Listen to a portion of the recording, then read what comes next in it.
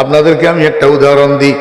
একটা মার্ডার কেসের আসামি, 6 বছর পর্যন্ত মামলা চলছে, হে জেলখানা, হাজিরার তারিখে কোর্টে উঠে, এখন 6 বছর পরে জজের তারিখ দিছে, আগামী মাসের 10 তারিখে রায় হবে। আগামী মাসের 10 তারিখে কি হবে? রায় হবে। এই রায়ের দিন ঠিক সকাল 10টায় এই মার্ডার কেসের আসামি এটারে কাঠগড়ায় উঠানো হয়েছে। কাঠগড়ায় 10:15টার সময় জজ সাহেব এজলাসে উঠি বসছে।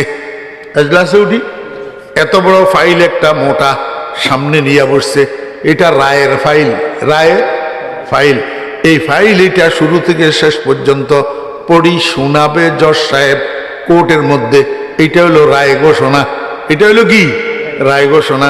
আমার ভাইরা, আমি আপনাদেরকে একটু জিজ্ঞেস করব, জজ সাহেব যখন রায় পড়া শুরু করলো, কাঠগড়ায় দাঁড়ানো এই মার্ডার কেসের আসামি, এটার কি অবস্থা হয়? খুশি না ভয়? খুশি না ভয়? সবাই বলেন না খুশি না? কলিজার ভিতরে গুপুর গুপুর গুপুর গুপুর করার ভয়ে, ঠিক না বেঠিক? কন ভয় তো আছে ভিতরে। এখন দেয়ান কোন দিকে? দেয়ান জজের চেহারার উপর, জজের চেহারার উপর। 1 সেকেন্ডের জন্য তো এদিক সেদিক তাকায় না, পুরাটা সময় জজের দিকে তাকাইয়া থাকে। কি না কি কয়, কি না কি ঘোষণা হয়, নাকি 5 বছরের জেল, নাকি 10 বছরের জেল, নাকি যাবজ্জীবন কারাদণ্ড, নাকি ফাঁসির আদেশ দেওয়া হয়, কি না কি বাইর হয়। এই যে একটা ভয় মিশ্রিত ধ্যান, এই মামলার আসামি আজকে যার রায় ঘোষণা হইতেছে, একটা ভয় মিশ্রিত ধ্যান, দিলের ভিতরে একটা ভয়ে কাজ করে, ধ্যানটা জজের দিকে থাকে। আমার আল্লাহকে, ও আমার বান্দারা, যখন আল্লাহু আকবার বলিয়া তুমি নামাজ শুরু করিবা, তোমার দিলের ভিতরে আমি আল্লাহর একটা ভয় আর পরিপূর্ণ মনোযোগটা আমার দিকে। এই আমার ভয় মিশ্রিত মনোযোগ, আমার ভয় মিশ্রিত ধ্যান, এইটার নাম হলো খুশু। কিন্তু তো তুমি নামাজের নিয়ত করি দুবাই চলে যাইতেছ, ব্রাহ্মণবাড়িয়া চলে যাইতেছ, কিত্তারাইলে চলে যাইতেছ, এখানে নামাজের নিয়ত করি ভিতরে ভিতরে ম্যাডামের লগে কেমনে কেমনে ঝগড়া হয়েছে, সেগুলা সব আবার স্মরণ করতেছ। একজনে তারাবির নামাজ পড়ে, তারাবির নামাজ ইমাম সাহেব হুজুর পিছনের দিকে ফিরিয়া মুক্তাদিরকে জিজ্ঞাসা করে, ও মুসল্লি ভাইয়েরা, আমি তো ভুলে গেছি আজকে নামাজ কয় রাকাত পড়লাম। কে কয়? ইমাম সাহেবের এই দশা। ইমাম সাহেবেরও খুশু নাই। ইমাম সাহেবের কি নাই? খুশু নাই।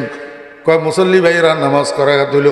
একজনে কয় হুজুর 16 রাকাত হয়েছে। 16 রাকাত কয় রাকাত হয়েছে? 16 রাকাত। ইমাম সাহেব কয়, ভাই আপনি কেমনে বুঝলেন 16 রাকাত হয়েছে? কয় ব্রাহ্মণবাড়িয়া ফরিদতলা আমার 5টা দোকান আছে, আমি প্রতি 4 রাকাতে একটা একটা দোকানের হিসাব করি। আজকে 4 দোকানের হিসাব হয়েছে, আরো 1 দোকান বাকি আছে, বোঝা গেল নামাজ 16 রাকাত হয়েছে। এত বলে নামাজ পড়ের, বলে প্রতি 4 রাকাতে 1 দোকানের হিসাব করে। আমাকে বুঝি থাকলে বলেন না, এই নামাজে তাআল্লুক মা আল্লাহ পয়দা হবে কিনা, আল্লাহ পাকের সাথে সুসম্পর্ক তৈরি হবে কিনা। আর আল্লাহর সাথে নামাজের দ্বারা যদি সুসম্পর্ক তৈরি না হয়, এই নামাজে তো আপনাকে অশ্লীলতার থেকে ফিরাবে না, অন্যায় অবিচারের থেকে ফিরাবে না, আল্লাহর নাফরমানির থেকে ফিরাবে না। এই জন্য রাসূল আকরাম সাল্লাল্লাহু আলাইহি ওয়াসাল্লামকে, আমার উম্মত, নামাজ ঠিক করো, সেজদা ঠিক করো, নামাজ ঠিক করো, সেজদা ঠিক করো, খুশু খুজুর সাথে নামাজ পড়ো, খুশু খুজুর সাথে সেজদা করো, করিয়া দেখো 40 দিন একটানা নামাজ পড়িয়া দেখো, অটোমেটিক সমস্ত গুনার কাজ তোমার থেকে ছুটিয়া যাবে।